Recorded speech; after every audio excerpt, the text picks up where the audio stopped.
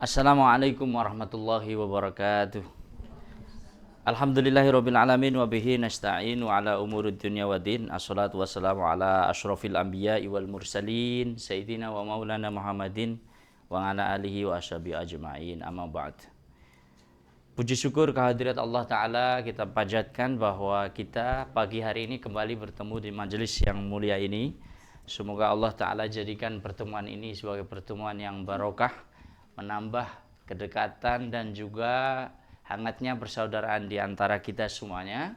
Juga tambah ilmu dan amal kita. Shalawat salam semoga tersanjung kepada baginda Nabi Muhammad SAW, keluarga Rasulullah dan para sahabat yang sunnah-sunnahnya kita ikuti. Yang sama-sama kita hormati dan kita muliakan Sohibul Bait Bapak Ispraitno beserta Ibu Sugiyastini serta Miskia dan semua Bapak Ibu yang menjadi tuan rumah pada kesempatan silaturahim sahabat Yaqwa ya di majelis taklim ini. Alhamdulillah kita semuanya bersyukur bahwa kita diberi kesempatan oleh Allah Ta'ala untuk melangkahkan kaki kita menuju ke majelis yang dibarokahi Allah Ta'ala ini insyaAllah. Pada kesempatan yang lalu kita telah mengkaji kitab Hadis Arba'in An-Nawawi di bagian kedua, hadis tentang Islam, iman, dan ihsan. Kita telah baca hadisnya, pada kesempatan kali ini kita juga akan baca lagi lebih pelan, lebih teliti lagi, dan kita akan pelajari makna dan pesan yang terkandung dalam hadis tersebut di bagian yang kedua. Ya, pada pertemuan yang lalu adalah bagian yang pertama. Bismillahirrahmanirrahim. An Umar bin al-Khattab radhiyallahu anhu aidan qala bainama nahnu julusun 'inda Rasulillah sallallahu alaihi wasallam dzata yaumin ittala'a 'alaina rajulun shadidu bayadi thiyab shadidu sawadi sya'ri la yura 'alaihi atharus safar wa la ya'rifu minna ahadun hatta jalasa ila Nabi sallallahu alaihi wasallam. Saya ingatkan teman-teman kemarin sudah membaca ini agar kita lebih paham lagi, maka kita lihat ya kalimah demi kalimah. An Umar bin al-Khattab, hadis ini diriwayatkan dari Umar bin Khattab radhiyallahu anhu. Aidon, yang lainnya, maksudnya yang lainnya karena di hadis yang pertama dulu juga riwayat Umar bin al-Khattab, di hadis kedua ini juga riwayat Umar bin al-Khattab.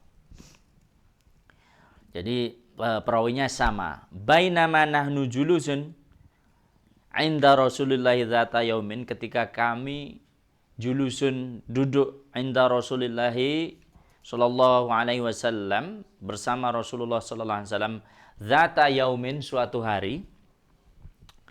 Istala'a 'alaiha rajulun, ketika datang kepada kita rajulun, seorang laki-laki. Yang laki-laki itu memiliki ciri bayadis thiyab, ya, pakaiannya serba putih, ya, syadidus sawari sya'ri, syadidus sawadi sya'ri, maaf ya, kita ulang, syadidus sawadi sya'ri, hitam legam asy'ari, apanya? Rambutnya. La yura alaihi atharus safar, la yura tidak kelihatan alaihi atharus safar, tanda-tanda sehabis melakukan perjalanan jauh, as-safar.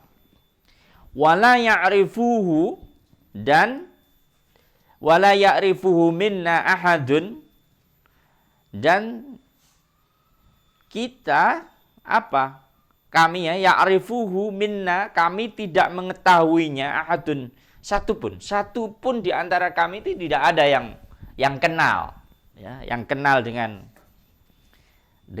laki-laki yang baru datang tersebut. Hatta hingga jalasa ila Nabi, duduk di dekatnya Nabi sallallahu alaihi wasallam. Fa asnada rukbataihi ila rukbataihi, maka asnada rukbataihi, menempelkan apanya? Lututnya, ila rukbataihi, kepada lututnya, Rasulullah wa wadha'a kafaihi, dan meletakkan kafaihi telapak tangannya ala fakhidaihi di atas pahanya. Paha siapa? Paha Rasulullah sallallahu alaihi wasallam. Wa qala, dan laki-laki tersebut berkata, ya Muhammad, wahai Muhammad, akhbirni anil Islam, beritahu aku tentang Islam. Alhamdulillah masih ingat ya teman-teman semuanya ya. Malah udah sampai sini, alhamdulillah sekarang cetakan bukunya versi kecil udah terima semua ya. Di halaman 5. Ini untuk mempermudah kita bisa membaca. Akhbirni anil Islam, beritahu aku tentang Islam. Faqala Rasulullah sallallahu alaihi wasallam, maka berkata Rasulullah sallallahu alaihi wasallam, al-Islamu antasyhada alla ilaha illallah.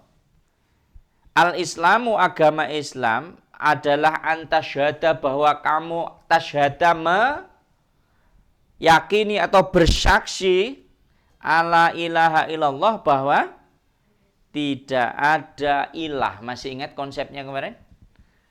Tuhan yang apa? Ilah itu yang pantas disembah. Nah, masih ingat ya? Illallah, kecuali Allah. Wa anna, dan sesungguhnya Muhammad Rasulullah, utusan Allah sallallahu alaihi wasallam. Kemudian berikutnya Rasulullah masih menerangkan kepada orang yang bertanya tadi, wa tuqimas sholata, dan engkau tuqimas sholata, mendirikan sholat. Wa tu'tiyaz zakata, dan engkau menunaikan zakat. Wa tasuma Ramadan, dan engkau berpuasa di bulan suci Ramadan. Wa tahujjal baita, dan engkau berhaji. Bimakna haji di sini adalah menziarahi atau mengunjungi al-baita, Baitullah, apa itu? Ka'bah. Ini istatokta, jika engkau mampu, ilaihi sabila, mengadakan perjalanan ke Ka'bah. Mendengar itu kemudian laki-laki yang bertanya tadi berkata, qala sodakta, engkau benar. Nah, tadi sudah dijawab, kemudian mengatakan engkau benar.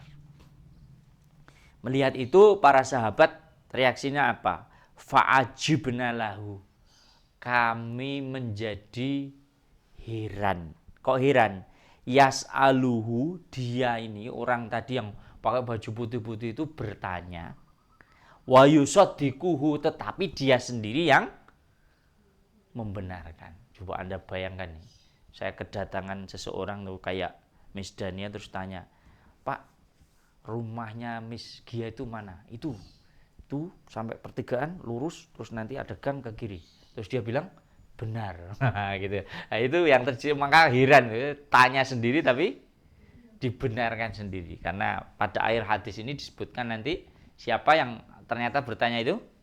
Malaikat Jibril, yang tugasnya sedang apa? Mengajari para sahabat tentang agamanya. Hadirin wal hadirat rahimakumullah, rekan-rekan yang dimuliakan Allah Ta'ala. Mari kita sedikit mengingatkan diri kita tentang 5 rukun Islam, ya, 5 pilar di dalam Islam, yang ini semua sudah kita hafal karena kebanyakan kita lahir dari keluarga Muslim, ya, atau ada yang dulu tidak Islam. Oh, Islam semua yang di majelis ini, atau mulah maleh, ya, kadang Islam kadang enggak, terus Islam lagi gitu, ya.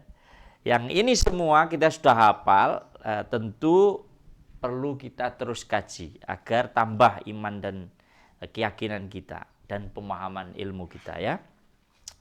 Pada kesempatan yang lalu kita sudah membahas la ilaha illallah wa anna Muhammadar Rasulullah. Sekarang kita ke yang berikutnya.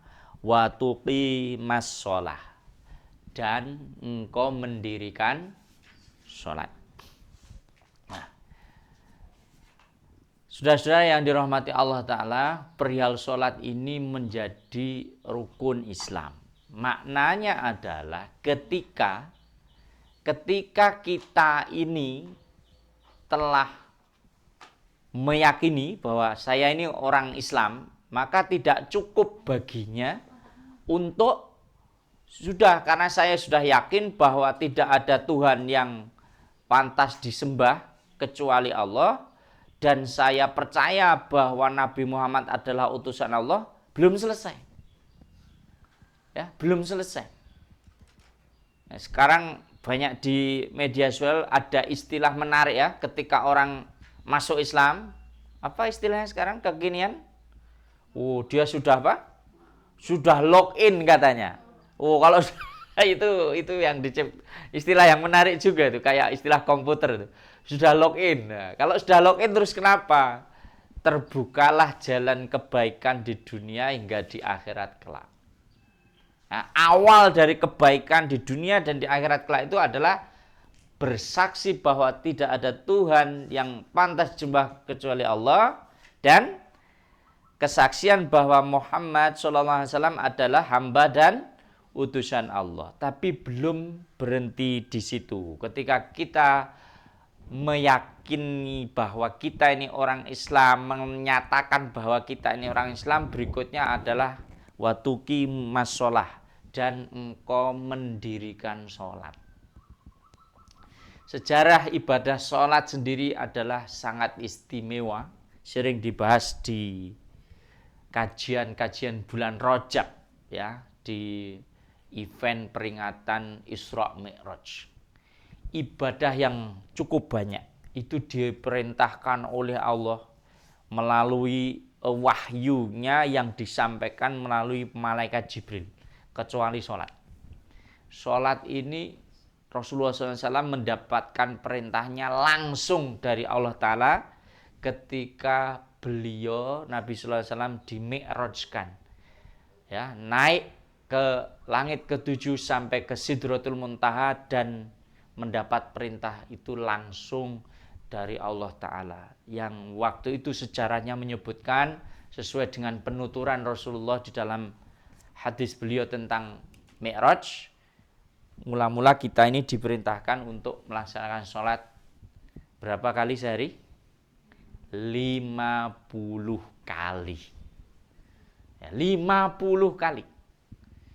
Lalu beliau turun dari tempat beliau menerima perintah itu, bertemulah dengan ruh. Salah satunya adalah ruh Nabi Musa. Apa yang dikatakan ruh Nabi Musa? Apa perintah apa yang telah Allah berikan kepadamu? Sungguhnya kami diperintah untuk menyembah Allah sehari 50 kali. Apa Nabi Musa katakan? Kembalilah, mintalah keringanan. Mintalah keringanan. Kenapa? Karena Nabi Musa ingat waktu beliau menjalankan risalah kerasulan, mendakwai kaum beliau namanya apa? Bani Israel. Ya, Bani Israel. Bani Israel ini terkenal kalau dapat perintah itu terus tidak langsung dilaksanakan, tapi ditawar-tawar sampai dia kesulitan sendiri. Ya, ingat di awal-awal surah Al-Baqarah ada perintah, bunyinya adalah sembelihlah sapi. Seandainya orang itu mau mudah, ya sudah tangkap sapi, sembelih, selesai. Tapi kalau Bani Israel enggak, tanya sapinya jantan apa? Betina. Dijawab betina. Sudah jawab betina, masih ditanya yang warnanya seperti apa? Hijau, warnanya coklat, dan kalau kamu melihat kamu merasa senang. Nabi Musa mengatakan segera dilaksanakan, nanti kalau kamu tanya lagi sulit. Bani Israel mengatakan apa? Ya, tapi kami belum mantap, tanyakanlah kepada Tuhanmu itu biasanya untuk membajak sawah atau enggak. Jawab enggak. Setelah dijawab akhirnya kesulitan sendiri mencari sapi betina yang warnanya coklat muda yang kalau kita lihat seneng dan tidak untuk membaca sawah, hampir-hampir tidak ketemu itu. Ya, makanya surahnya dinamakan surah apa? Al-Baqarah. Surah Al-Baqarah makna dalam bahasa Indonesia apa? Sapi betina. Nah, indah sekali bahasa Al-Quran kan? Al-Baqarah, sapi betina. Saudara-saudara yang dirahmati Allah Ta'ala, teman-teman, rahimakumullah, Nabi Musa mengingatkan, ya, mintalah keringanan, karena dulu umatku itu kalau diperintah mesti begitu. Dia akan menawar, akhirnya sulit. Rasulullah naik, kemudian di dalam hadis tentang Mi'raj itu diceritakan mendapat pengurangan. Turun lagi, bagaimana Muhammad dapat kurangan sekian, diminta naik lagi, sampai naik turun beberapa kali. Hingga dispensasinya mentok di angka 5 waktu. Ketika turun lagi, Nabi Musa mengatakan berapa? 5. Tapi Rasulullah sudah tidak mau lagi menawar ya, karena beliau merasa malu. Ya, merasa malu. Nah, hadirin wal hadirat yang dimuliakan Allah Ta'ala, sholat ini adalah pembatas antara kekufuran dengan keimanan. Ya, jadi sholat itu pembatas. Maaf ya, kita di negeri tercinta ini mengenal ya, ada istilah ketika orang mengatakan dirinya Islam, maka ketika nulis di dokumen kenegaraannya yang namanya KTP, dia tulisi agama (2) Islam. Apakah pembeda antara orang Islam dan orang tidak Islam itu KTP-nya? Ternyata tidak ya. Yang membedakan apakah orang itu Islam sungguhan atau tidak Islam adalah sholat. Ya, sholat. Jadi lihat orang itu sholat apa enggak? Sholat gimana Pak?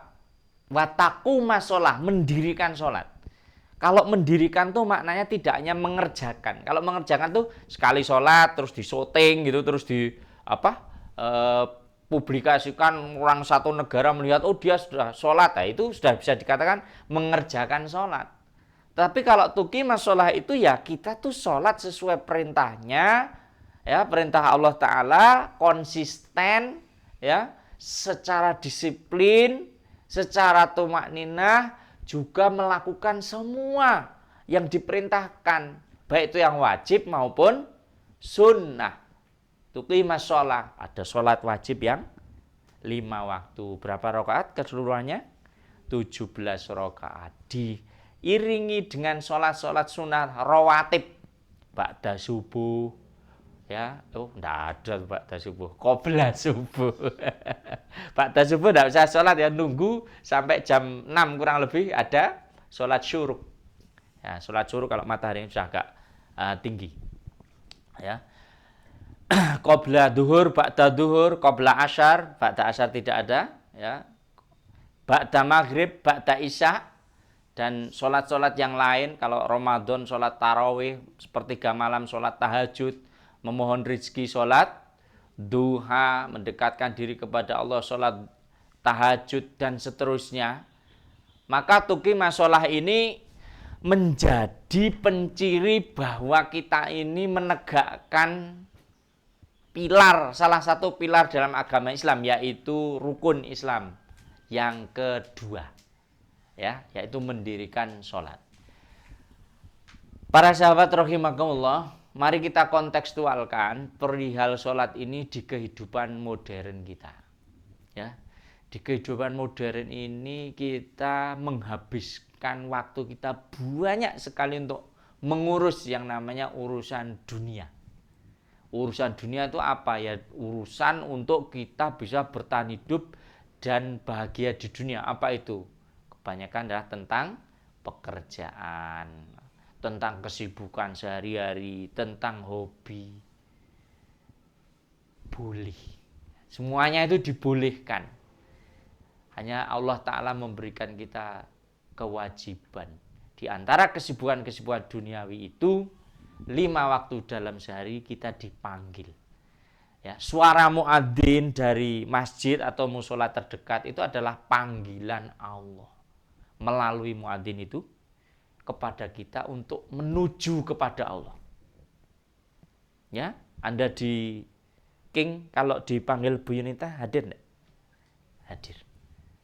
Nah, Bu Yunita, panjenengan, saya, semuanya yang hadir majelis taklim ini, baik secara langsung maupun yang mengikuti siaran ini dimanapun Anda berada, kita ini ada karena diciptakan oleh Allah Ta'ala. Kita ini bisa menjalani hidup seperti sekarang ini karena Allah Ta'ala beri kita kesehatan, beri kita rahmat, perlindungan. Lalu Allah memanggil kita. Subuh, ya, di pagi hari, duhur, pada saat siang matahari sudah tergelincir sedikit, asyar di tengah-tengah siang, maghrib, kala senja, dan pada waktu malam isya. Allah lebih berhak. Kenapa? Kita ini adalah makhluk ciptaan Allah. Sedangkan kita dipanggil oleh atasan kita saja, yang merupakan orang yang berwenang kepada kita karena terkait pekerjaan kita, kita pasti akan berusaha ya untuk siap dan memenuhi panggilannya, apalagi dipanggil oleh Allah yang menciptakan kita. Pernah kita bahas di majelis sebelumnya, kita sedikit ulang dan perkuat agar kita makin yakin dan kita makin mantap bahwa panggilan Allah Ta'ala ini diwajibkan untuk dilaksanakan secara jamaah, kecuali ada udzur. Ya, jamaah di masjid atau musola setempat di mana adzan dikumandangkan. Nah, tentu kita selalu harus mengingat bahwa di kehidupan modern ini, hiruk pikuk dunia ini begitu menggoda. Jadi seringkali kita sangat asik dengan kehidupan dunia kita, adzan sudah berbunyi, kita masih nanti hingga adzannya lewat, hingga kita ketinggalan sholat jamaah. Padahal Rasulullah SAW sudah memberi kita kabar-kabar baik tentang fadilah dari sholat jamaah ini. Bahkan kita telah selesaikan membaca bersama kemarin satu buku utuh. Kapan-kapan kita ulang lagi ya. Apa kemarin judulnya? 40 manfaat sholat jamaah. Dan saya melihat, alhamdulillah, saya memberi apresiasi sejak buku itu kita khatamkan. Insya Allah ya, kalau tidak keliru pandangan saya, lebih giat teman-teman semuanya untuk melaksanakan ibadah sholat itu di masjid. Ya, karena masjidnya alhamdulillah juga dekat dengan tempat kerja kita, tidak ada halangan apa-apa. Ya. Mana Rasulullah memberikan kita kabar baik. Sholatul jamaah khairu min sholatil fardhi bisab'i wa isyrina darajatan. Jadi sholat jamaah itu lebih baik dari sholat sendirian dengan 27 derajat. Ya, pernah kita sampaikan di surga kelak antara satu derajat dengan derajat lain itu seperti perjalanan 70 tahun jaraknya. Ya, perbedaannya itu, apalagi ini diberikan kelebihan 27 derajat. Ketika kita melaksanakan sholat jamaah, maka banyak sekali fadilah yang akan kita terima. Antara lain ketika kita sudah wudhu dari rumah, kemudian kita sudah mau niat ke masjid, satu langkah yang kita ayunkan, maka 10 kebaikan dicatat untuk kita. Dan satu keburukan dihapus. Sampai di masjid, sampai kita berdiri, sampai melakukan sholat, kemudian setelah sholat jangan langsung pergi, ya, berdoa, karena salah satu doa yang mustajabah adalah doa yang dilantunkan setelah melaksanakan sholat. Apalagi banyak manfaatnya, sangat banyak, menjadikan kita insya Allah lebih sehat dan lebih segar karena menggerakkan badan kita ke masjid atau musola, jadi melangkahkan kaki. Bayangkan kalau Anda kerja di kantor, ini Miss Gia yang tiap hari duduk menghadapi alat, menghadapi orang. Kalau seandainya tidak ada sholat, wah sudah, maaf, barangkali udah terjadi kerusakan organ. Kenapa? Kelamaan duduknya. Anda jangan pikir bahwa duduk itu tidak mengandung bahaya. Duduk yang tidak terkontrol itu mengandung bahaya. Kenapa? Nih, orang duduk tuh posturnya kayak begini. Ini semuanya bebannya ke sini. Ini otot, organ yang berada di bawah ini, kalau Anda tidak variasikan, itu bakal mengalami kerusakan. Makanya dengan kita bangkit waktu sholat duhur, ya, ada duhur dikumandangkan, maka ini akan menjadikan relaksasi. jalan, itu relaksasi. Kemudian secara sosial, teman-teman sekalian, ketika kita sholat jamaah, kita ini ketemu teman. Khususnya di Indonesia kita punya tradisi kalau habis sholat saling berjabat tangan atau sebelumnya. Hanya saya ingatkan bahwa berjabat tangan itu bukan bagian dari ritual sholat. Jadi kalau habis sholat berjabat tangan itu boleh, tapi bukan ritual sholat. Tidak harus. Gitu ya, jadi jangan keliru. Begitu sholat ini assalamualaikum, assalamualaikum, sebelahnya lagi berdoa digolek-golek, ayo salaman dulu. Jangan begitu. Boleh bersalaman, tapi itu bukan bagian dari ritual sholat. Itu. Apa yang terjadi? Maka kita akan tegur sapa. Apalagi kalau jenengan kerja di satu tempat, satu kantor, maaf manusia. Saya sama Bu Yunita yang suami istri. Kita kira suami istri itu ada bertengkarnya enggak? Ada. Tanya Pak Istri, kayaknya enggak pernah bertengkar. Ya biasanya suami istri itu ada pertengkarannya karena dalam pepatah Arab pertengkaran antara suami istri adalah garam yang menjadi bumbu kemesraan. Nah, apa yang terjadi? Ketika kita suami istri sama-sama jamaah di masjid atau kolega satu kantor sama-sama di masjid, barangkali tadi di tempat kerja atau di rumah, maaf ada sesuatu yang kecut yang tidak enak dirasakan, berpandangan pun tidak mau, sholat jamaah setelah selesai ketemu bertegur sapa, Allah lembutkan hati kita lagi menjadi baik lagi, menjadi baikan lagi. Itu menjadi kunci kesehatan mental juga. Karena ternyata penelitian menunjukkan bahwa orang secara mental akan lebih sehat ketika dia bersosialisasi. Jadi nuwun sewu, bapak-bapak ya tidak dilarang ngapain? Cangkruk ya, ngumpul-ngumpul sambil ngobrol di pos kamling atau di pos ronda, tapi akan lebih mulia berkumpulnya di masjid. Jadi punya kelompok di masjid. Yang saya maksud kelompok di sini adalah jamaah, sesama jamaah di masjid. Dan pesan kepada ibu-ibu boleh berjamaah di masjid, tidak dilarang, sama-sama dapat pahala besar. Di rumah pun boleh, sama-sama dapat pahala besar. Pesannya adalah jangan halangi bapak-bapak untuk ke masjid, karena itu menjadi kunci daripada fadilah yang sangat besar. Hadirin wal hadirat rahimakumullah. Lalu kita ini sudah sholat puluhan tahun ya teman-teman sekalian. Mari bersama-sama, pernah juga di majelis ini tapi kayaknya waktu itu banyak di antara panjenengan yang belum bergabung. Kita dulu pernah mengkaji dan insya Allah nanti kita kaji lagi. Bacaan sholat secara tartil plus tarjamahnya. Jadi jangan sampai kita ini sudah sholat puluhan tahun, karena sholat itu bacaannya hanya boleh dalam bahasa Arab, tidak boleh bahasa yang lain. Saya ulangi ya, sholat tidak boleh diterjemahkan bacaannya ke bacaan yang lain.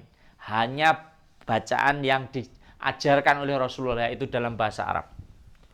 Maka jangan sampai kita ini tidak ngerti maksudnya. Ya, jangan sampai tidak tahu maksudnya. Kenapa? Karena sholat itu adalah doa. Kita berdoa kepada Allah Ta'ala, kalau kita sampai tidak ngerti doanya apa, ya tentu kita ini kemudian akan tersesat melakukan ritual yang maaf ya, tidak bisa dinikmati. Kenapa? Tak bermakna atau kurang bermakna. Padahal sholat yang dilakukan dengan baik, dengan tumakninah dan mengerti maknanya akan menjadi dialog antara kita dengan Allah, sebuah dialog di mana kita berkeluh kesah dan mohon kepada Allah untuk dikabulkan hajat-hajat kita dan permintaan-permintaan kita, sehingga setelah sholat kita merasa segar. Kenapa? Secara fisik kita bergerak dan secara mental, spiritual kita mendapat sandaran. Para sahabat rahimakumullah, coba kita renungkan. Ibadah sholat ini ibadah yang luar biasa. Sekali lagi, saking lamanya kita jadi umat Islam, kadang-kadang sampai kita ini tidak ingat lagi keluar biasaan ini sholat. Sholat, ketika mau sholat ada syarat rukunnya ya, di mana kita ya harus dalam keadaan Islam, balik berakal, balik dan berakal ini sebagai merupakan syarat wajib ya. Jadi orang walaupun jengkrak-jengkrik ya melakukan gerakan rukuk, gerakan sujud tidak disebut sholat kalau dia bukan orang Islam. Dan belum disebut sebagai ibadah sholat kalau dia belum balik. Dan ternyata sholat, tetapi ternyata 1 rakaat terus salam, ternyata ODGJ. Ya itu juga tidak diterima sholatnya. ODGJ tidak punya kewajiban sholat. Nah, jadi maaf kalau ketoke fisiknya kok sehat tapi kok dijak sholat ra gelem mbok menawa. Ya kita tidak ngerti gitu. Nah, teman-teman sekalian, memasuki sholat maka kita diwajibkan untuk toharoh dulu, menghadap Allah dalam keadaan bersih hati, bersih badan. Apa itu wudu? Maka mari bersama-sama, meskipun kita sudah puluhan tahun melakukan wudu ini, kita hayati lagi masalah wudu ini. Kenapa? Karena wudu ini menjadi syarat sahnya sholat. Wudunya tidak sah, sholatnya tidak sah. Ya, jadi kita ini harus memperhatikan sejak dari wudunya. Apa yang sering tertinggal? Yang sering tertinggal adalah ketertibannya. Ya, sering wudunya buru-buru, tidak tidak melakukan yang harus dilakukan. Misalnya ya, kalau kita basuh tangan, itu kan mestinya adalah mengusap. Mengusap itu ya tangan kanan mengusap tangan kiri, airnya dijalankan. Ya, ini kalau anak saya masih latihan tuh malah dipancur gini terus neng, ora mengusap. Mengusap tuh begini, mengusap. Ora terus ndak biur ndak, mengusap. Sela-sela jarinya diusap, sela-sela telinganya diusap, diurut, sela-sela jari kakinya diusap, diurut. Maka itu namanya tertib di dalam wudu. Fadilah dan manfaatnya banyak sekali, akan segar kita. Habis itu kita menghadap ke kiblat sebagai imam ataupun sebagai makmum, meniatkan sholat, kemudian mengangkat kedua tangan kita untuk takbiratul ihram. Makna yang sangat dalam ketika mengangkat takbiratul ihram, kita mengucapkan Allahu Akbar, Allah yang maha besar. Saat itulah yang besar hanya Allah, yang lainnya adalah kecil. Maka ini teman-teman, kita ingatkan bahwa ketika kita sholat, maka sholat yang baik adalah sholat yang khusyuk. Sholat yang khusyuk adalah yang bagaimana yang kita lakukan dengan keyakinan bahwa kita sedang menghadap Allah. Pekerjaan kita penting enggak? Penting. Keluarga kita penting enggak? Penting. Hobi kita penting enggak? Pada saat sholat, kepentingannya tidak melebihi pentingnya sholat. Penting, yang paling penting adalah pentingnya sholat, yaitu kita menghadap pada Allah. Semuanya disingkirkan, Allahu Akbar. Lalu kita beriftitah membaca Al-Fatihah sebagai rukun sholat. Tidak sah sholat orang kalau tidak membaca surah Al-Fatihah. Kemudian kita melakukan gerakan rukuk. Kapan-kapan moga-moga kita diberi waktu, diberi kesempatan untuk bisa kembali menyegarkan perihal sholat khusyuk. Ya, mari kita dandani lagi gerakan sholatnya. Ya, contohnya adalah gerakan rukuk, di mana itu harus lurus, punggungnya ini bisa benar-benar nekuk. Kemudian i'tidal, kemudian sujud, bagaimana sujud yang benar. Teman-teman sekalian, semuanya itu mengandung hikmah. Kemudian bacaan, begitu indahnya bacaan di setiap sholat itu. Contohnya ketika kita rukuk, kita membaca Subhana rabbiyal azimi wa bihamdi. Subhana rabbiyal azimi wa bihamdi. Subhana maha suci Allah, rabbiyal azim, Tuhan yang azim maha tinggi, wa bihamdi, dan dengannya kami memujimu ya Allah. Bihamdi, kami memujinya. Kemudian ketika kita sujud adalah posisi di mana kita paling dekat dengan Allah adalah posisi sujud. Subhana rabbiyal a'la wa bihamdi. Maha suci Allah, rabbiyal a'la, Tuhan yang maha tinggi. A'la, azim, maha besar, a'la, tinggi. Wa bihamdihi, dan dengannya kami memujinya. Masya Allah. Di dalam hidup ini, teman-teman sekalian, orang yang nun sewu, sehat mentalnya, itu tidak mungkin tidak merasakan yang namanya tekanan hidup. Stres itu sahabat kita setiap hari. Kalau orang masih merasakan stres, tapi stresnya adalah stres dalam ambang sehat, maka dia ini masih waras.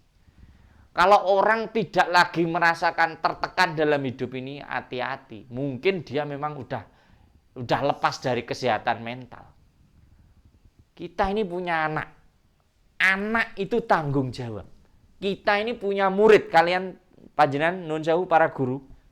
Ya, kalau jenengan ngajar 10 siswa di kelas, pernahkah 10 siswa itu membebani pikiran panjenengan? Tiap saat. Kalau guru kok tidak terbebani dengan siswa, ya sampean itu ora tanggung jawab. Kita tuh pasti mikir, ya Allah gimana muridku itu pinter apa enggak? Si itu kok ketoknya slow banget. Keluarga kita, murid kita, pekerjaan kita, semuanya itu adalah beban bagi kita. Tapi ketika kita sujud, itu kita lepaskan, kita bersandar penuh kepada Allah Subhanahu wa ta'ala. Jadi jangan sampai kita ini sudah sujud, tetapi masih menggelayut saja, itu masalah. Ya, apalagi Miss Gia ini sehari ketemu berapa orang, Miss? Banyak orang, ya, puluhan orang. Ya. Pertanyaannya diulang-ulang lagi gitu ya. Alamatnya mana ya? Kemarin sudah ngomong gitu, tanya lagi alamatnya mana. Kalau Miss Gia ini tidak sabar, maka bisa jadi tekanan mental. Tapi ketika sholat, kemudian sujud, apa yang terjadi? Terlepaslah itu karena kita punya sandaran. Duduk di antara dua sujud, kita minta kepada Allah hal-hal yang sebenarnya secara ringkas kita perlukan dalam hidup ini. Rabbighfirli, ya Allah Tuhanku, ampuni aku. Warhamni, dan kasihanilah aku. Wajburni, dan tutuplah aib dan kekuranganku. Warfa'ni, dan angkatlah derajatku. Warzukni, dan berilah aku rizki. Wa'afini wa'fu anni, dan berilah aku kesehatan dan ampuni. Kalau tadi ada ghafaro, ini ada afa. Kalau ghafaro itu ada diampuni, dosanya masih tapi diampuni. Kalau afa itu berarti diabolisi, dihapus seolah tidak pernah melakukan perbuatan dosa itu. Masya Allah. Jadi kalau duduk di antara sujud, teman-teman, ojo kesusu. Apa bahasa Sundanya kesusu?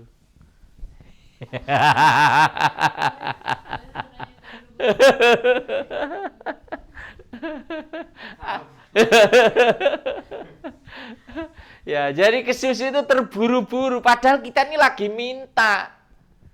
Ya, kita itu normal, badan ini tidak 100% itu normal. Kadang-kadang ya ada flu-nya, ada seseknya sedikit, ya ada cenut-cenutnya sedikit. Ketika duduk di antara sujud, sing mbok rasake sing bagian itu diadukan kepada Allah. Ojolah kita udah tahun-tahunan jadi orang Islam tapi masih syirik aja. Kalau ketemu dokter langsung merasa tentram karena seolah dokternya membawa kesembuhan.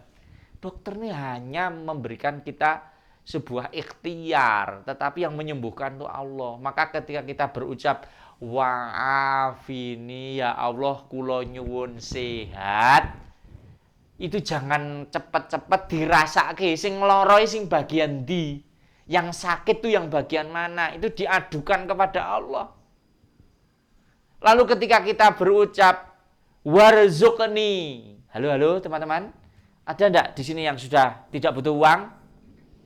Nah, ternyata enggak ada. Ada enggak yang masih butuh? Semuanya butuh. Ada enggak yang masih harus cari rezeki? Setiap saat kita cari rezeki, maka ketika kita berucap warzuqni, hadirkanlah kebutuhan-kebutuhan kita itu apa saja. Sehingga Allah mendengar permintaan kita, sehingga Allah mengabulkan permohonan kita dan doa kita. Wa'afini, kemudian ketika kita mengatakan wajburni, Masya Allah, wajburni, dan tutuplah kekurangan aibku, ya, kekurangan dan aib, wajburni. Bayangno kekurangan kita, kesalahan kita, kelemahan kita itu apa saja. maka kita minta ampun kepada Allah untuk ditutup. Bagaimana cara Allah untuk menutup kekurangan kita, cara Allah untuk menutup aib kita, maka Allah yang lebih tahu, Allah yang maha berkuasa. Para sahabat rahimakumullah, dimanapun Anda berada dan mengikuti kajian ini, dan teman-teman yang hadir di majelis ini secara langsung, hikmah sholat yang lainnya adalah bahwa sholat ini akan mencegah perbuatan yang mungkar. Inna sholata tanha anil fahsyai wal mungkar. Jadi kalau maaf kemarin saya cerita ya sama Miss Lia tentang cerita ya kejadian tragis kemarin, kejahatan luar biasa di Jawa Timur, di mana seseorang tega menghilangkan nyawa orang lain dengan cara yang sangat keji. Lalu ditanya, wah itu orangnya kerasukan apa ya? Kita ini tidak akan lepas dari godaan setan, tapi insya Allah dengan memohon kepada Allah melalui sholat ini, maka kita akan ditunjukkan dan dilindungi oleh Allah. Agar ya nek sampai kita berdosa, ora sampai dosa yang sebegitu kejinya. Ya. Kemudian yang terakhir kami sampaikan bahwa masih tentang sholat ini, bahwa sholat itu adalah tiang agama. As-sholatu imaduddin. Sholat itu tiangnya agama. Faman aqomaha faqad aqomaddin. Barang siapa yang menegakkannya, maka dia menegakkan agama. Faman hadamaha faqad hadamaddin. Barang siapa yang dia ini merubuhkannya, maka dia merubuhkan agama.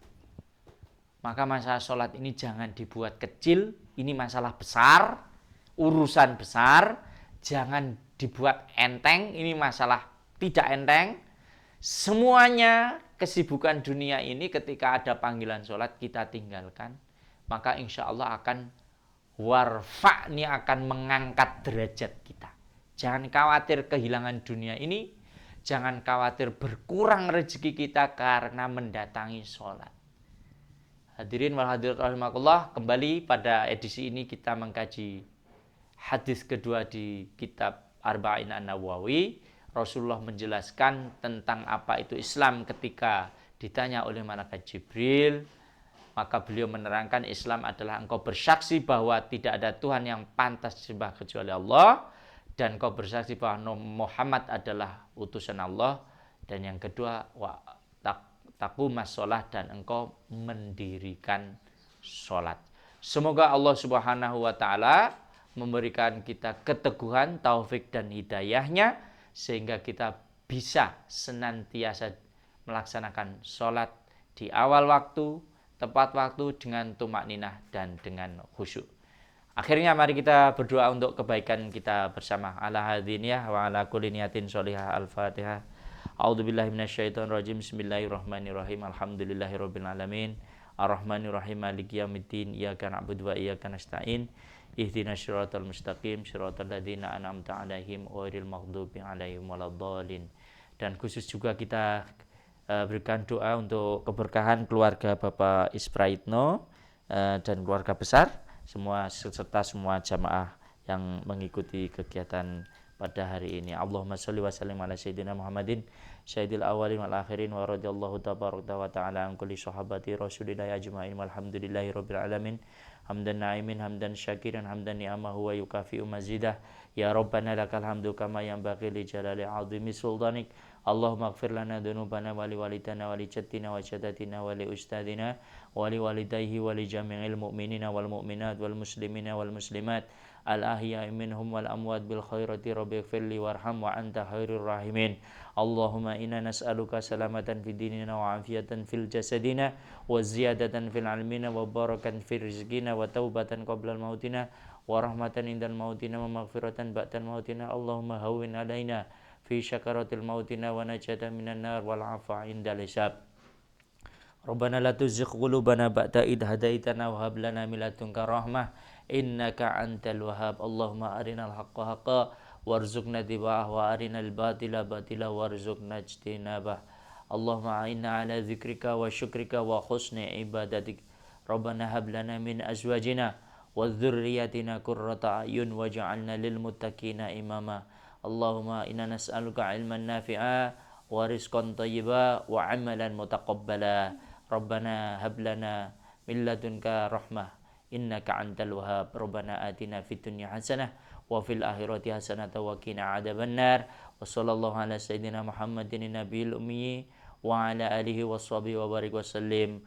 Walhamdulillahi rabbil alamin. Assalamualaikum warahmatullahi wabarakatuh.